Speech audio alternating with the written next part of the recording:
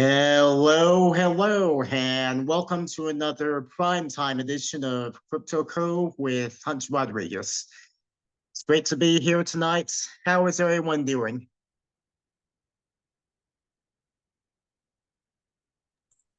Great. Good, thanks, Hunter. Yeah, I'm doing great. Alrighty then.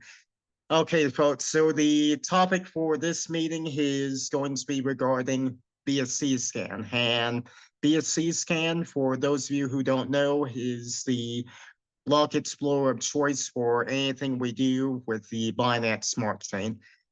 And also worthy of note is that this call is actually the 25th call that has anything to do with Crypto Cove. This is the 24th video that's being recorded, but our first meeting wasn't recorded. So this is actually the 25th meeting, video, etc. regarding the sort of stuff I put on officially. All right, so with that, yep, we got plenty of love going on. Alrighty. So I'll go ahead and share my screen and we'll get right into it. Go over to the browser.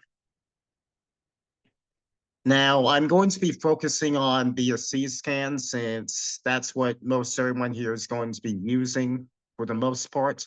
But this same block explorer operator also operates several other different block explorers. I speak, of course, of EtherScan. Now, EtherScan is the big daddy from which all the other scans, block explorers, essentially grew out of, because Ethereum is what all the different chains we work with, from Binance Smart Chain to the base chain to all sorts of bird chains that are compatible with the Ethereum virtual machine. Those all grow off of Ethereum's architecture and infrastructure. So Etherscan.io controls, of course, Etherscan, but they also control BscScan. They also control Polygon Scan, BscScan, SnowScan, and SolScan. SolScan is for the Solana chain. SnowScan is for the Avalanche chain. BscScan is for the Base chain. Polygon Scan is for the Polygon chain. EtherScan is for the Ethereum chain. And BscScan, as we know and love, is for the Binance Smart Chain. And folks, I'm just scratching the surface. This same Block Explorer controller controls explorers for over 30 different blockchains. And they also offer a meta engine where you can see information for an address on all of the chains at the same time. It's a bird's eye view of an address you're looking at that has done transactions on multiple chains. Yep, so a lot of what I'm talking about here and a lot of what I'm going to be showing is going to look pretty similar if you use one of the block explorers in EtherScan's portfolio. And also quite a bit of it is going to look pretty similar if you use a block explorer elsewhere. Like, for example, if BscScan is undergoing maintenance, so you may have to use BscTrace, which is another block explorer that's completely independent of BscScan. All right, so any questions about that before we dive in?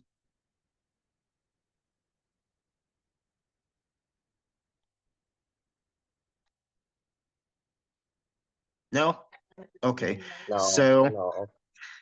Yep, gotcha. All right, so first thing, we'll go ahead and take a look at this top bar here.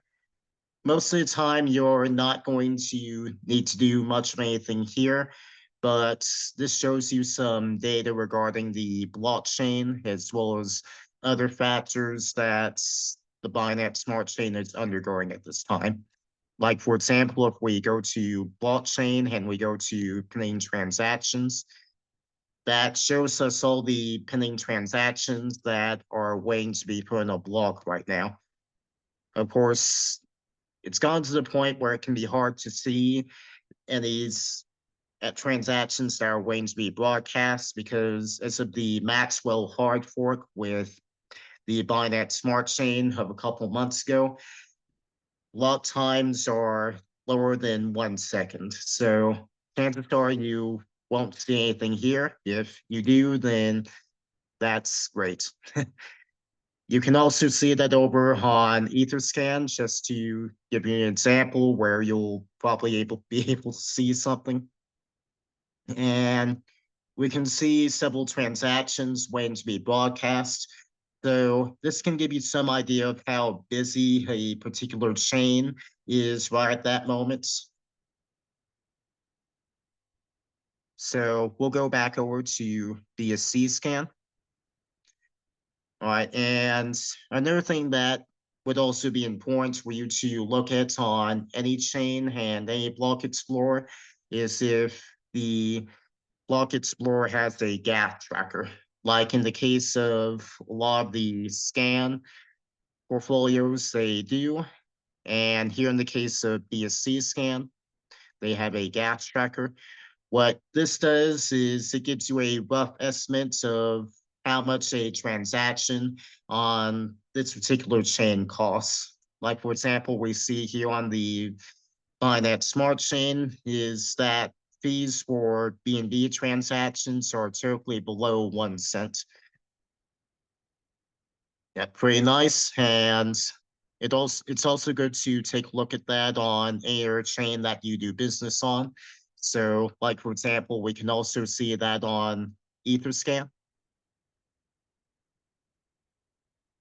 And we can see that gas fees on the Ethereum chain are actually on the low side right now. So if you're planning on making a transaction on the Ethereum chain, now might be a good time to do it. All right, so with that in mind, that will end the comparisons. So I'll go ahead and close all these. All right, and a lot of the other stuff that you see here is stuff that the average user really isn't going to need to go through. So for the sake of time, we're just going to skip all that. And the last time we'll see here on the side here, which we actually will look at, is the sign in button. Now, if you don't have an account on BscScan, then I'd probably recommend doing so because it allows you access to certain features that you might find useful, especially if you're wanting to track where a certain transaction is going, or if you have a large team that you need to keep track of, this will give you access to some features that will help you do that. I happen to have an account with BscScan, so I'll go ahead and build that out. And I'm going to take the remember and auto login box, and then I'll click login. All right, now we can see from the account dashboard here is now we have access to a couple more things. Your username is obviously going to show your username. Your email address is going to show the email address that you registered with BscScan. The last login is going to show you the last time that you logged in to BscScan in UTC time. That's Universal Coordinator time. All right, and over here is actually where things get a little bit powerful here. Now, here in the overview usage tab, we can see that total BNB balance on the watch list is $92.54. More on the watch list in just a second. Email notification limit, 0 emails sent out so far. This is for email notifications that you set for addresses on your watch list so that you can get alerts sent to your email whenever they make a transaction or whenever they get a transaction coming in. And let's go over to address watch list. You see I have 3 address alerts set up. So we'll go ahead and click there. So what this panel allows you to do is it allows you to set up addresses where you can get notifications as to where they're doing. Like in this case, we can see that I have my PF address here marked as such, and we can see that I get notifications via email, and I get notifications when I get incoming transactions, both in BNB and token transfers. Like, for example, if someone sends me USDT, I get an email saying, hey, someone sent this address USDT. And this also allows you to set to notify you on incoming outgoing transactions. So you can also get a notification when something gets sent out from your address when you make a transaction. And you can set that up for up to 50 addresses. So if you have a large team where you want to double check and make sure what goes where, and you want to make sure that you get notified whenever something happens, this allows you to do that and keep tabs on everyone in your team. So we'll go ahead and go back. Transaction private notes. This is a note that you can place on a transaction on the blockchain to where you know what it is, so you can come back to it later on if you ever want to refer back to it, or if you just want to keep a bit of information in your records as to what a transaction was used for. So like, for example, you may come back later and look at a transaction that you sent out for 10 USDT, and you may be wondering, what was this for exactly? So this feature allows you to put a note on that transaction so that you can tell what it was for. So we'll go ahead and go back. Address tags. Now this allows you to put a tag on an address that you come across on BscScan. If you want to track that address across the blockchain to see where it ends up. Now, this won't send you any alerts like the address watch list will, but it will show you when you're looking at the blockchain and different transactions on the blockchain where that address has been.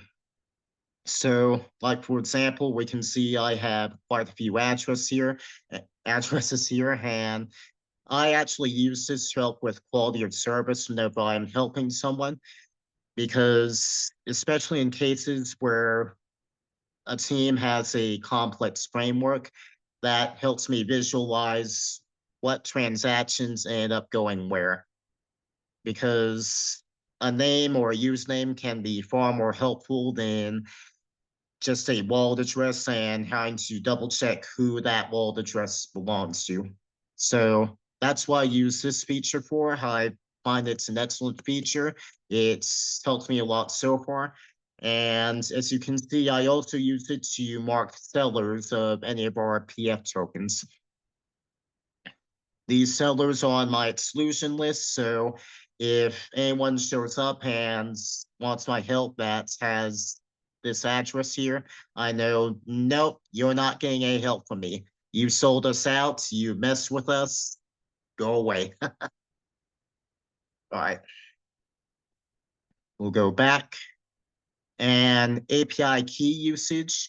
Now, what this does is this allows you to create an API for the Binance Smart Chain and BscScan rather.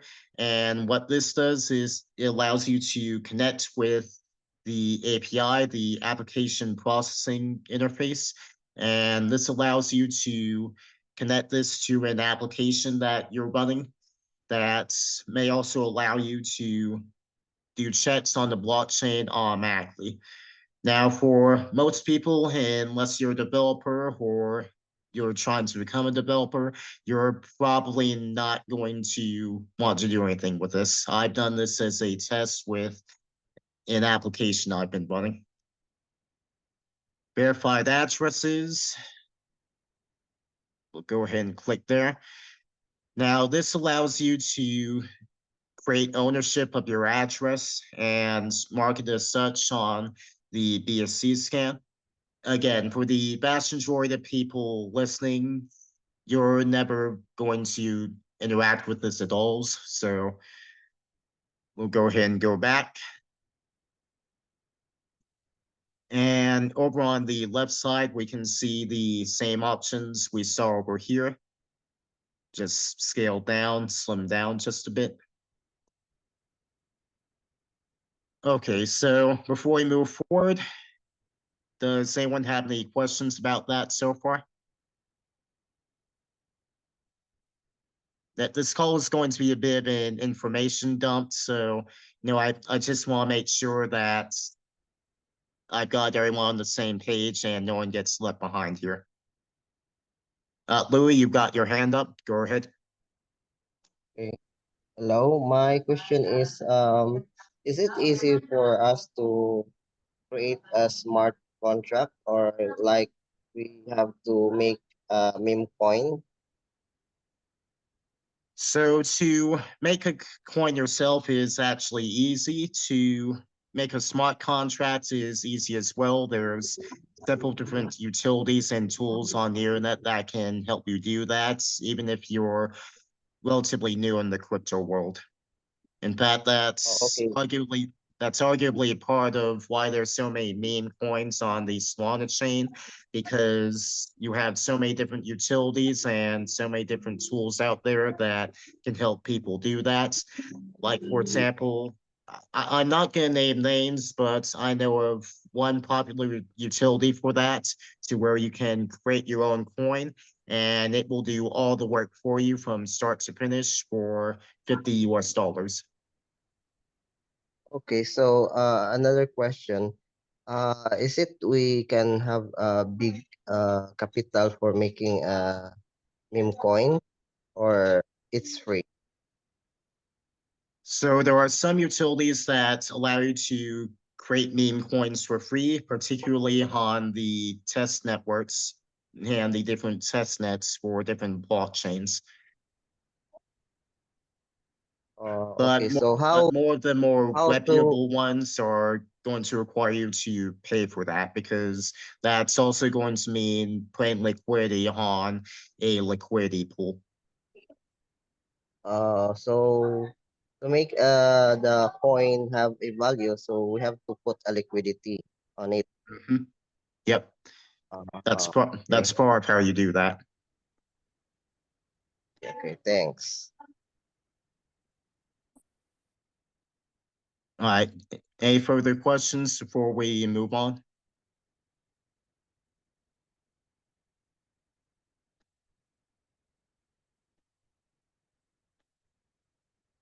No? Okay, we'll move on then. So I'll go ahead and share my screen again, and we're actually going to take a look at one of the addresses of one of the more recent sellers. Like, for example, we can see this seller of PFI. So I'm going to go ahead and copy this wallet address, and let's go back over to BscScan. And we'll paste that wallet address into the search field and hit enter. And we can see that I've marked this address as a seller under the private name tags. And this feature also allows you to put a private note with that tag. So, for example, here I have the reports from the executive team member that reported on this seller. So I can tell what they did when they became a seller and became untrusted in our community. All right, so now we're looking at the entry for this particular wallet address on BscScan. Now in transactions, in the transactions tab here, This shows you all the different transactions that this wallet has sent or received. Most of what you see here in our case will probably be token transactions, but here we can also see BNB that comes into this wallet address. Like, for example, we can see 2 hours ago, this person got sent 0.001 BNB. And about an hour before that, they sent out some BNB as well, about 49 cents worth.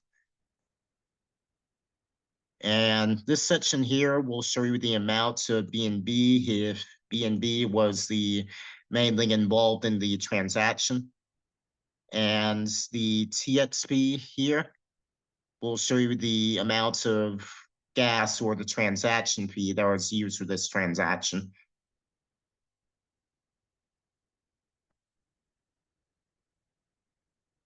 Right, so we'll move on.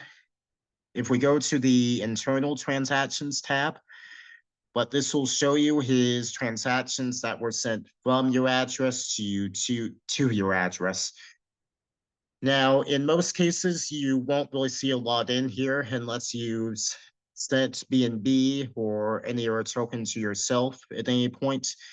Perhaps to double check that sending and receiving from your wallet works if you didn't want to bother anyone, or if you worked with a smart contract that use BNB as its primary token that sent BNB back to your address. All right, if we go to the token transfers BP20 tab, and here we'll see the meat of what the majority of us will be looking for when they're looking at a BscScan entry, because this will show you all the transactions and information about any transaction coming to or from this wallet that involved some sort of token on the Binance Smart Chain. Like, for example, we can see some token transactions for USDT. We can also see a transaction for PFG, PFI. And we can go down and see similar transactions that get sent to and from this wallet address. If you want to take a look at one particular transaction, you can take a look at its corresponding transaction hash over here. Like, for example, we'll take a look at this transaction for Pancake Swap. We'll just click here on the transaction hash. And that shows us all the details of the transaction that this got used for. And we'll take a deep dive on transactions like this later on. But right now, we'll go ahead and go back.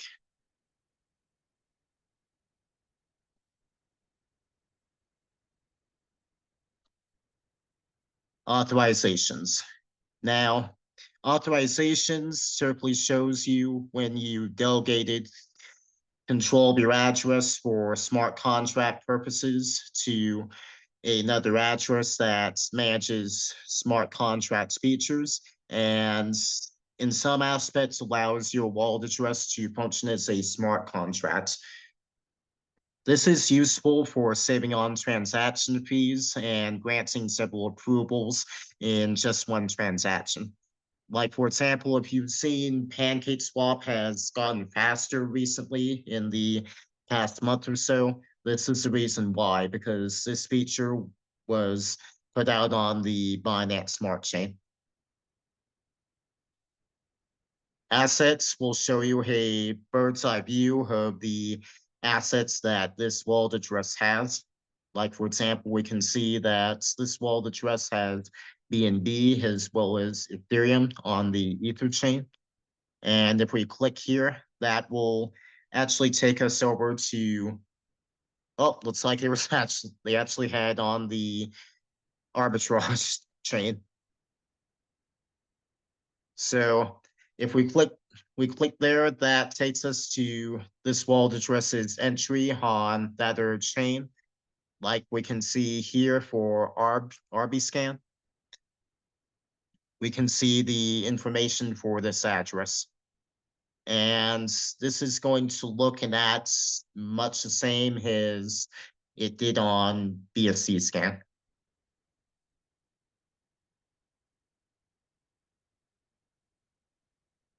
All right, so that was a bit of another info dump here that I went through a bit quickly. So I just want to check in with everyone again. Does anyone have any questions about that?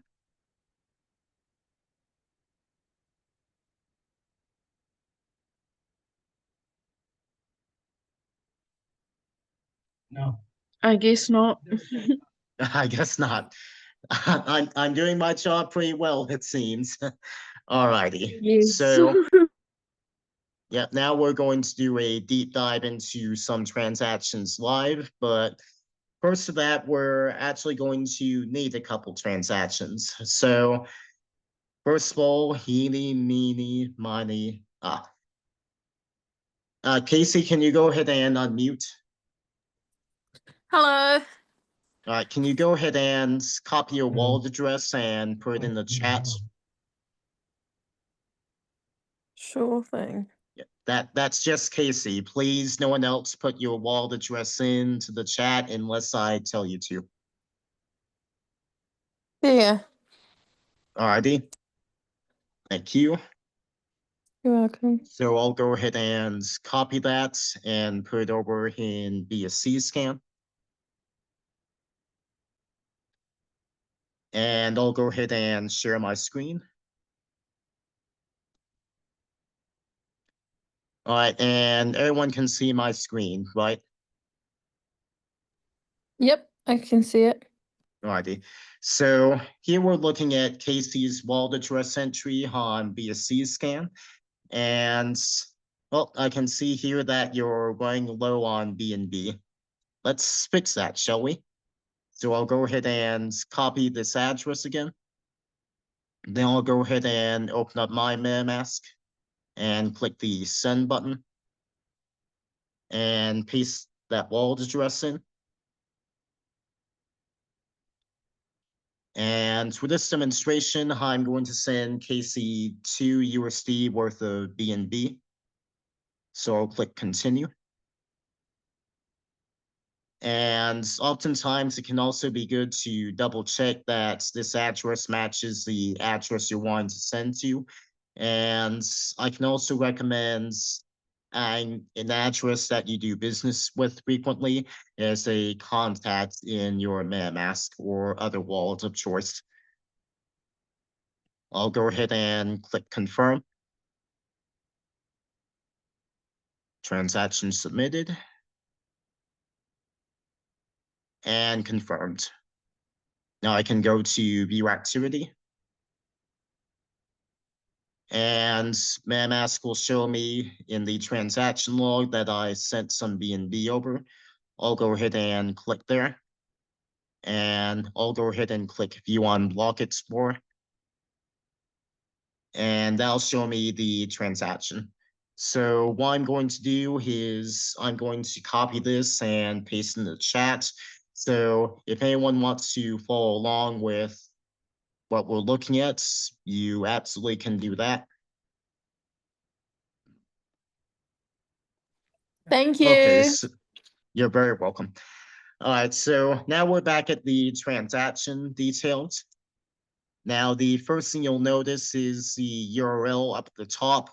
If you're doing business with someone and want to send them a receipt from the transaction, this is probably the gold standard way to do it, is to just send them this URL. Starts with the BscScan and goes on to the transaction hash. Like, for example, I just put that in the chat a minute ago, so anyone can quickly take a look at that if they want to. And I see a couple people are putting their address in, even when I told them not to.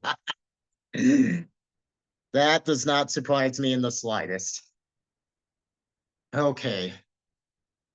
Anyway, so let's take a deep dive here.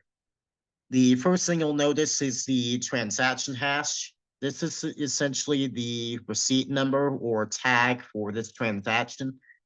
And in all cases on the Binance Smart Chain, the Ethereum chain, or any chains based off of the Ethereum virtual machine, that's going to start with 0x. And this also gives you the option to copy this transaction hash.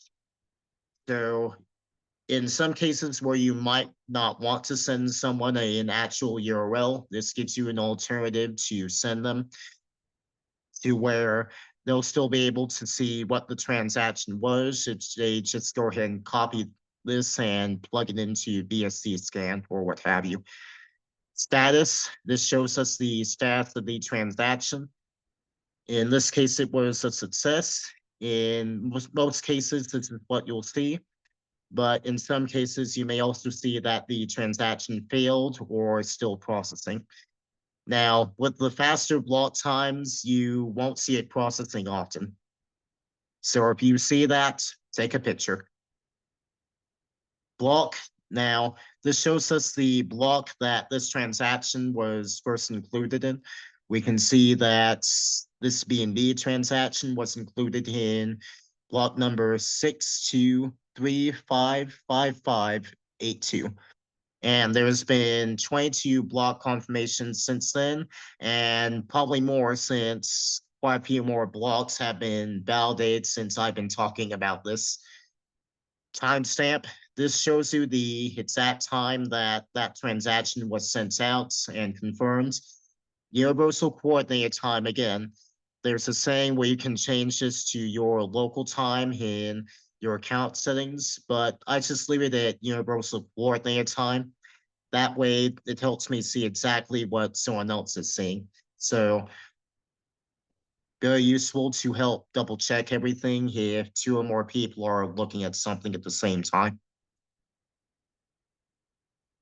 Sponsored, now this is going to be an ad. In my case, I'm using Brave, so I'm not seeing the ad because I'm cool like that. Yeah, I can't say that with a straight face. I am sorry. Alrighty, so from that shows you the from address that the transaction was sent from, just in case you're looking at a transaction that someone else sent. And we can see that this is my wallet address, and it has the name tag for my main wallet. So this is my address. And in the to field, that shows us the not the transaction, the wallet address that this transaction and this BNB was sent to. We can see that it was sent to Casey Cribb's wallet address because I have her as a tagged name here. If you don't have this wallet address tagged with a name tag, it'll just show up as the wallet address. Value, this will show the value of the transaction in BNB as well as a rough estimate of its USD value. We can see that I sent BNB, so $2 worth of BNB is worth $2. Transaction fee, now this shows you the gas fee that was paid to broadcast this transaction. We can see that it costs 0.0000021,055 BNB, and that roughly comes out to about 0.2 of a cent. Gas price, now this shows you the rough gas price per byte of the transaction that was sent out. And we can see that, again, this is very low, 0.1 Gwei. And Gwei refers to the lowest denomination of BNB that can technically be sent out over the Binance Smart Chain, all the way down to the 8th decimal point.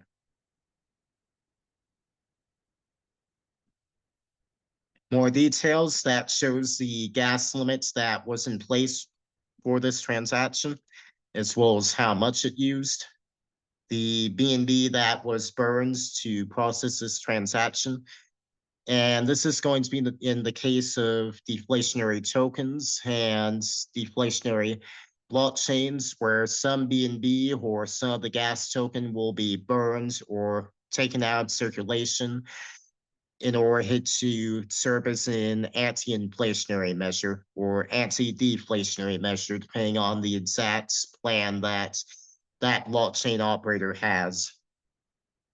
Delegated address. This shows the address that this transaction was delegated to, since I'm using a smart address.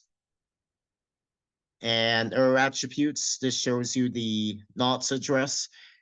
That's the number of transaction that was sent out from my wallet address. And position is block. In block, that shows you the number of the transaction that this transaction got included in. So this was number 39 in the amount of transactions that this particular block validated. And input data, this shows any other data that was included with the transaction. It might be some contract information signing. It might be a message that some won't support, or it may be something completely different. But most of the time, you won't really need to see any of that if you're just looking at the transaction. So if you see this click to show more button here, most of the time you can just leave that alone. And you'll see most of what you're probably looking for about the transaction right around here. All right, so that was, again, another bit of an info dump, but that was actually one of the simplest transactions that anyone could send out, or the Binance Smart Chain as transactions go. So does anyone have any questions about that before we move forward? Because we're actually going to build on that.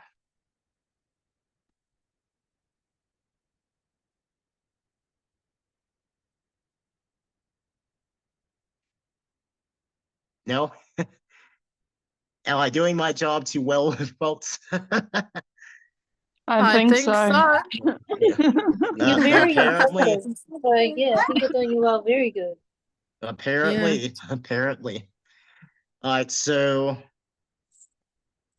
let me see here. Let me go ahead and reset back to the wallet address I was looking at. And, well, there are a couple chats in here. All right, and it doesn't look like the other counterpart that I had planned to do the cements part with is here. So, Casey, you're going to be on deck again. So you'll be put under the microscope again with your address. Alrighty, so let me go ahead and navigate that to Casey's wallet address entry and refresh.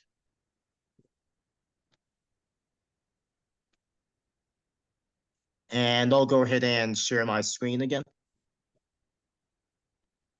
Alrighty, and we're back at Casey's wallet address, and when the transaction tab, we can see that $2 worth of BNB was sent to her about 10 minutes ago. And if we look back up here at the overview, we can see that there's an additional $2 here where there wasn't before. Before it was, say, 167, 169, however much it was before. But with that in mind, we'll go ahead and go over to the token transfers tab. And yep, we can see that she's been making her payments diligently. That's good. And one other thing that I know is that, Casey, you are involved in the pool micro lending platform, correct? Yes. Alrighty then. So I'll go ahead and copy this address again. And we're taking things one step further. I'll go ahead and click on PML. and click on send. And I'll go ahead and paste that wallet address in. And I'll put in 50 USD worth of PML. And I'll click continue. And confirm. I'm using you as a guinea pig today, Casey, but something tells me you don't mind. I'm loving it. Thank you so much. We're in the activity tab of MetaMask now. So I'll go ahead and click on that transaction. And just as before, we'll click View on Block Explorer. And now this delves a bit deeper because a lot of what we're looking at here is pretty similar to what we were just looking at a few minutes ago with the BNB transaction that I sent. Isn't that right, y'all? Yes. Yep, we can see the wallet address information looks the same. The to information looks the same. But there are a few differences, and we're going to go over those. Now, the first thing we'll look at is the interacted to, the interacted with field, rather. Now, this shows you the contract address that was interacted with. Like, for example, we can see here that I interacted with the contract address 0x69D5 blah, blah, blah. I'm not going to read all that, folks. Sorry. So we can go ahead, excuse me. We can go ahead and open that up. And we can see that this is the token contract for PML. So we know that PML was used for this transaction. And this actually shows us that here as well. More on that in a second. And BEP20 tokens transferred. BEP20, for anyone who doesn't know, is the token standard that's used on the Binance Smart Chain. It stands for Binance Evolution Protocol 20, and that's based off of the ERC20 standard. That's the token standard on the Ethereum chain. And ERC in that case stands for Ethereum Request for Comments. So that was the 20th request for comments proposal on the Ethereum chain. And that standard is what all the different chain token standards based off of Ethereum were built out of. So without that proposal that's happened way back when, we probably wouldn't be looking at what we're looking at here, and we wouldn't be here having this conversation. So we can see that at this point, since both these addresses are tagged, it just shows us the tags. We can go ahead and expand that if you'll let me. Well, looks like that feature is broken apparently, again. But if you don't have both these addresses tagged, it'll show you a short version, like the first few and last few digits of each wallet address involved in this transaction. And you can also click the copy address button on either of these if you need it for whatever reason. Say who either sent it or who received it. And if we look over here, we can see that the token that was involved in this transaction is marked as BEP20 PML coin. So we can see that that's PML coin. So we know that, again, PML was involved in this transaction. That's what was sent over. Value isn't going to show anything for most tokens with the exception of USDT, because most tokens that get sent and received that we'll be dealing with aren't actually all that well known across the blockchain as a whole. So value isn't fetched here in either BNB or USDT. Transaction fee, again, shows us the gas fee that was paid to send this transaction out. Now, you'll notice this is a bit higher than the BNB transaction that was sent. And that's because a transaction that involves tokens like the PML coin always involves sending more data than a simple BNB transaction. So more data was sent out, so a larger fee has to be paid. But even so, it's really not that much. We can see that's 0.0035, so about 0.4% versus the 0.2% that I paid for the BNB transaction. And gas price is largely the same, except a bit more since this was a token transaction.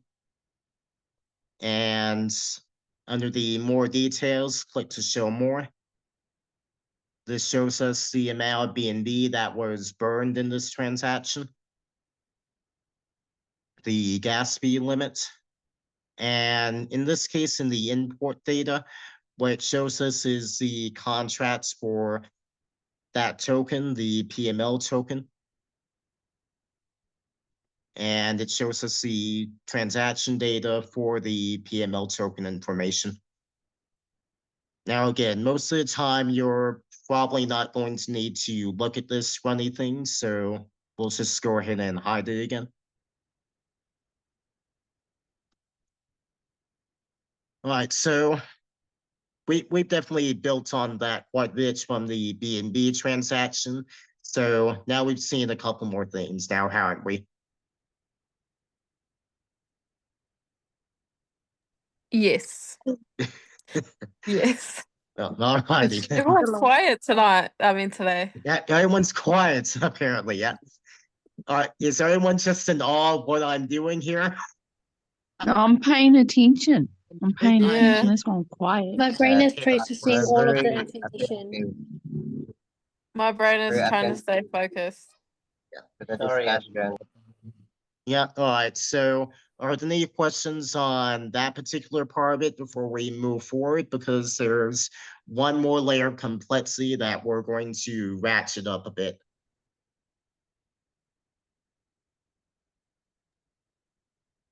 I think we're fine for the questions. Yeah, I don't think so, Hunter. Yeah, you're doing too good of an explanation. All righty then, we'll move on. So the last bit of complexity that I'll incur here, and I'm actually not going to be saying anything else to anyone, unfortunately, but I'll go ahead and start sharing my screen again. And what happens when a swapping is involved and two different tokens are involved? So, all right, can everyone see my screen again? Yes. Alrighty, so here I am in PancakeSwap, the decentralized exchange of choice for the Binance Smart Chain. And I want to make a swap here because I want some PFS. So for this example, I'm going to go ahead and swap 10 USDT for PFS. And I won't go through all the ins and outs of PancakeSwap because we've done that multiple times before. So I'm just going to speed through this a bit. MetaMask will pop up with the transaction request. So I'll go ahead and confirm.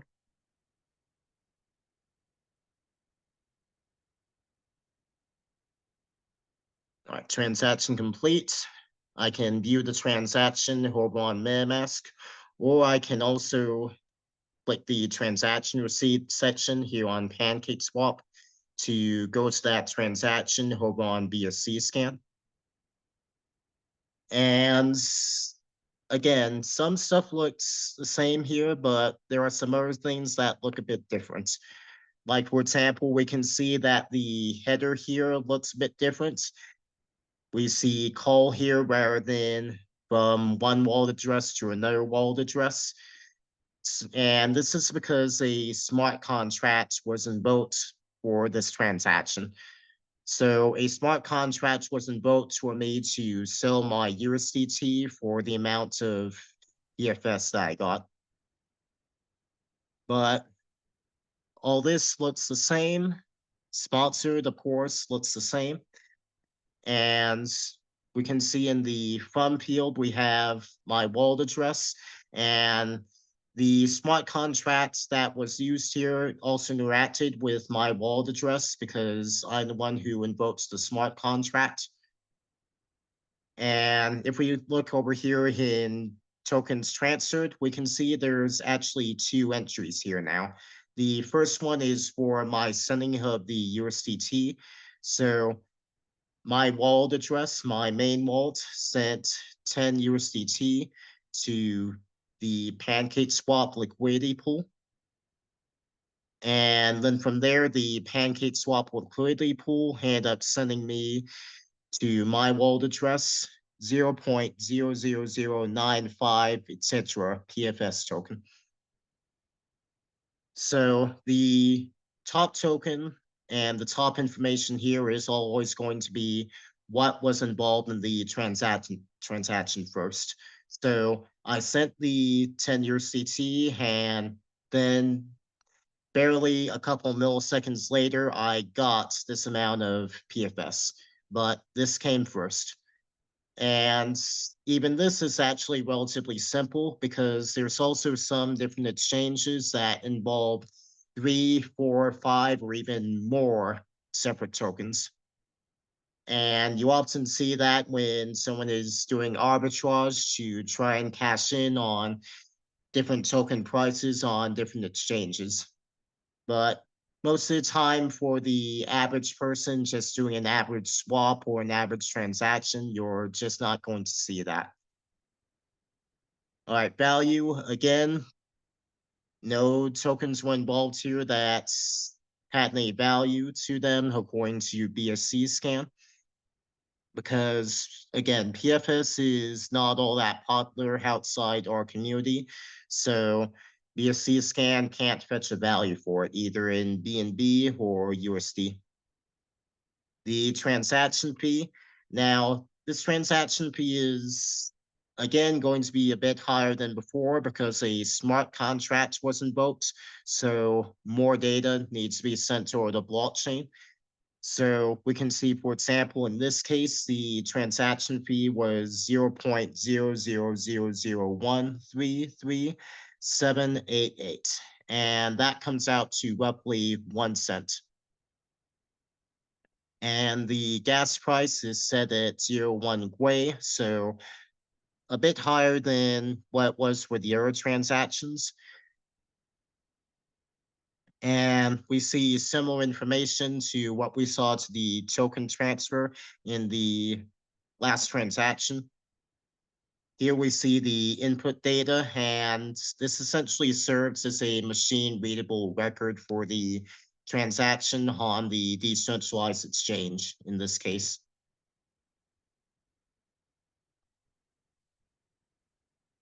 We can see the position in block that this transaction was sent out as, and the knots as well. Again, most of the time, you're probably not going to want to look at any of this, and most of what you're looking for in a transaction is going to be available somewhere in here.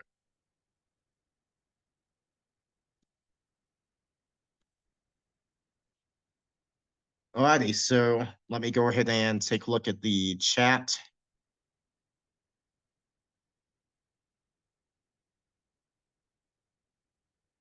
Alrighty, so that about covers 3 different layers of complexity in transactions, and we also covered quite a few of the basics of the BscScan utility. And with that in mind, that's pretty much everything I want to share with you all tonight. Does anyone have any questions about anything we went over?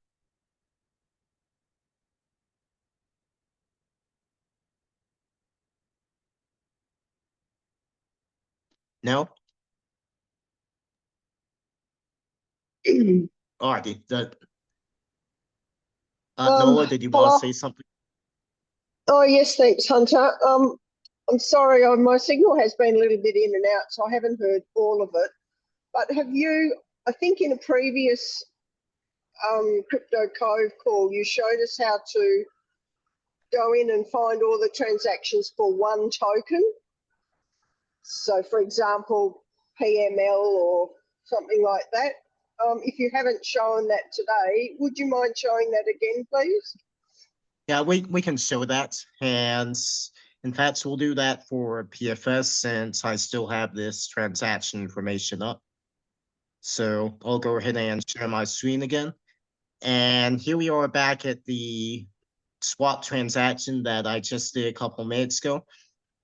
But now we'll go ahead and click on PFS token to go to the BscScan entry for the PFS token. And what this page allows you to do is it allows you to look at a lot of different data regarding this token. But most of what we're going to be interested in is the token transfers. This allows us to see the different transfers that happen with PFS. Like, for example, we can see that the B3 contract address, the liquidity pool, sent a bit of PFS over to the V2 based off of my transaction that I did just 5 minutes before then. And we can see that not too long ago, it looks like someone actually used the Binance DEX router. So someone among us is using the Binance Smart Chain wallets, the official client put out by Binance. Not to be confused with the Binance Smart Chain itself, MetaMask, or anything else of the sort. And most of the time, this section isn't going to be as useful to you as if you're actually looking at a focused transaction, but we can also check each and every one of these transactions, just as we did for any other transaction, looking at any other address. So, for example, let's click on this transaction hash here, and that takes us back to actually my transaction, my swap over. So that allows us to, again, see the information that was involved in this transaction. So we'll go ahead and go back and move on. All right, the holders section. This shows us the top holders for the token in question. We can see that Ace holds a vast majority of the tokens, followed by several other well-known members. And some of these I have address tags on, so they show up as the address tag that I have them with. But any that I don't just shows up as their wallet address. And this is where we go for anyone interested. This is where we go to see the top 50 holders of each of the tokens. Like in this case, we see the top 50 holders for PFS. On the entry for PFG, we would see the top 50 holders of PFG, and so on with all of the other tokens that we're involved with.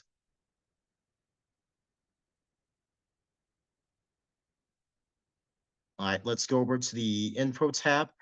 And most of the time, this is going to be blank, but sometimes someone who verifies the contracts and verifies the token on BscScan puts some information here about the token. Again, most of the time, this is going to be empty, so don't concern yourself too much about this. Contract, this shows us the actual contract that this token was deployed onto the blockchain with. And there's actually several different files that end up being involved in publishing a token to the blockchain. We won't be going through this because honestly, I won't be able to read all this and tell you what it says. And we'll go ahead and move on. Analytics. And this shows us a heat map of how popular the token was and how intense transactions have been with this particular token. Like, for example, we can see that there were 2 token transfers involving PFS on Monday, the 5th of May in 2025. There were 559 token transfers involving PFS on Thursday, the 24th of April, 2025. What happened then? Anyone recall? Anyway, this also shows you a legend of what the more to less transactions look like. Like, for example, we can see these blank spaces here where there either haven't been or there were no token transfers involving this token on a certain date. And we can also see more color being added to the heat map for a day that's had more transactions involved with this token than others. Like, for example, we can see 1,731 token transfers on Friday, December 6th of 2024. And if I'm not mistaken, that's actually when we launched PFS. So that would explain why we're seeing so many more on here than we've seen for any of these other dates here.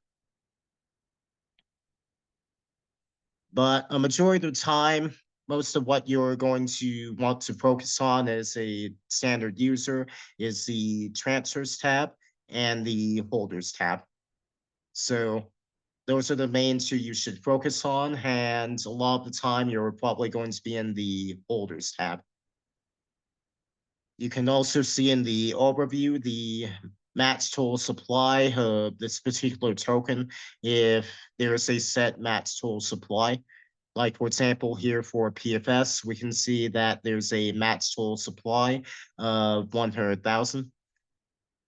We can also see how many holders of this token there are. Now, this goes over how many wallet addresses have this token in them. So this may actually translate to less actual people holders. And we can tell that this is off by at least a few if we go by actual people, because there's at least a couple holders in the holders tab here that are actually contract addresses, like the liquidity pools that PancakeSwap uses. Transfers, this shows us the sum total of all transfers that this token was involved with. So we can see there's been 15,237 total transfers that involved PFS. We can also switch to 24 hours, so we can see that 9 transfers have involved PFS in the past 24 hours. Market, this will show you the price of the token if BscScan supports that token. But again, our tokens really aren't that popular outside of our community, so you're not going to see anything here. On-chain market cap, that's based off of whether the market price shows. So since there's nothing here, there's not going to be anything here. Circulating supply market cap, pretty much the same scenario as before, only this shows the circulating amount of token that isn't at rest in a wallet for a certain period of time. I forget the exact period that BscScan uses, but if a token hasn't moved for a long period, then it won't be included in this supply market cap here, the circulating supply market cap. And over here in other info, we see the token contract address with 18 decimals. That shows us the token contract that is assigned to this token. And this essentially serves as a luggage tag or an address with this token, basically a machine reader address for this token, because there's nothing stopping anyone from creating another PFS token, another PFB token, a PFI token, or what have you. But this PFS token that we use is assigned this token contract address. So this is the only token that's going to have this contract address. So that's how we double check to make sure we're looking at the right token if it has the contract address that we expect it to have. Alrighty. So that about covers the PFS and token contract addresses. Does anyone have any questions about that? No, that was very comprehensive. Thank you, Hunter. No problem. And does anyone have any questions about anything we covered with BscScan?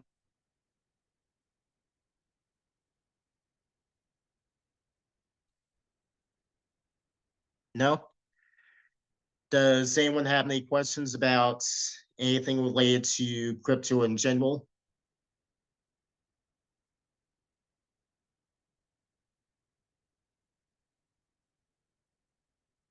No? Well, Casey, I've done it again, it seems. Alrighty, so You if there, definitely did. apparently. Alrighty, so if there are no questions, I'll go ahead and stop the recording.